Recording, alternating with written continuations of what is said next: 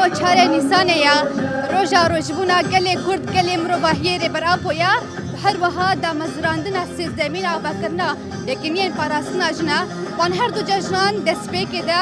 li tebahiya gelê Kurd li tebahiya cîhanê û bi taybet li rêberê gelê Kurd Birez Abdullah Öcalan ku ana di nava her çar dîwarên zindanê de dimîne ku kar û xebatekî bêhempa ji bo gelê Kurd da meşandin da ku mafê gelê Kurd û dengê gelê Kurd li hemî dinyayê bênasîn û bênaskirin pîroz dikim. Ji xwe ev heyama sê rojan e di yekê Nîsanê de rêzeçalakiyên cûr bi cûr li seranserî herêmên Bakur herêmên kantona Cezîrê tên derxistin. Îro jî bi awayekî fermî çarê Nîsanê li herêmên kantona Cezîrê, Kobanê,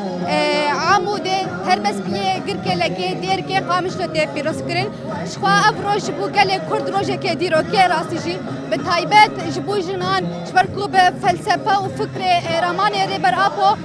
jinan cihê xwe di hemû derfetên jiyanî de girt hem di milên siyasî, leşkerî, civakî de îro jî weke ku em dibînin ku jinan di serhildanan de bûn pêşeng, bûn çalakvan, bûn şoreşvan dengê wan li dunyayê êdî belav bû êdî di her milên jiyayên de cihê xwe girtin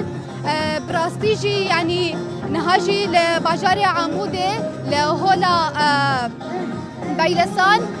aliyê bi hezaran xelkên bajarê Amûdê û herêmên derdorayê ve şahiya çare Nîsanê tê pîrozkirin.